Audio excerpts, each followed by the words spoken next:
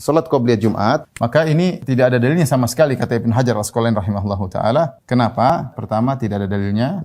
Yang kedua, waktu mengerjakannya tidak berkaitan dengan waktu masuk Jumat. Kemudian, kalaupun dikerjakan bertentangan dengan dalil yang menyuruh untuk mendengar imam. Coba, maksud saya, perhatikan kalau kita mau salat qabliyah Jumat, kita kan tunggu waktu masuk Jumat. Waktu masuk Jumat kapan? Azan kedua. Azan kedua, ketika azan kedua, kapan muadzin mengumandangkan azan kedua? Zaman dahulu tidak ada, zaman Nabi tidak ada azan pertama. Azan pertama baru muncul di zaman Utsman bin Affan. Tujuannya apa? Tujuannya agar orang-orang siap-siap ke masjid. Makanya azannya di pasar-pasar, bukan di masjid. Di pasar-pasar dikumandangkan azan agar ada jeda antara mereka mandi siap-siap meninggalkan pekerjaan mereka kemudian ke masjid. Jadi jaraknya jauh. Sekarang dipraktikkan di Masjid Nabawi, Masjidil Haram setengah jam.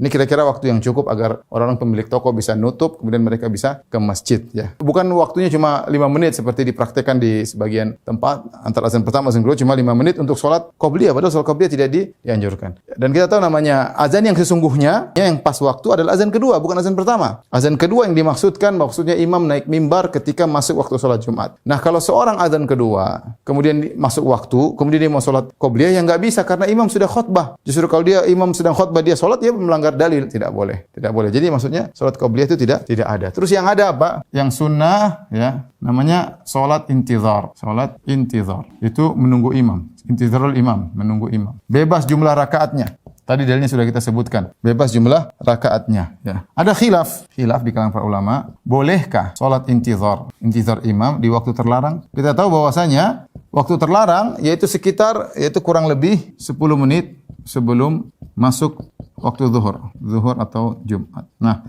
boleh enggak imam misalnya zuhur jam 12 dan imam akan naik mimbar jam 12. Sudah jam 12 atau 10 kita masih salat intizar. Boleh atau tidak? Maka ini ada khilaf di kalangan para ulama ya. Ini ada khilaf ya. Sebagian ulama mengatakan tidak boleh, memang tidak boleh salat. Ada yang mengatakan boleh. Wallahu a'lam bishawab. Yang rajih adalah boleh. Ya, ini boleh. Tadi dalam riwayat jelas ya. Mereka terus solat hatta yakhruja Umar, sampai Umar keluar baru mereka berhenti ya. Karena dia melanjutkan solatnya ya. Ada sebabnya itu solat sebab menunggu imam. Maka dia boleh solat jam 12 kurang 5 solat sampai imam naik dia berhenti.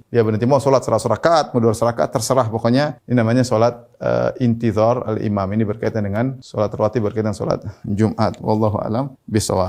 Taib.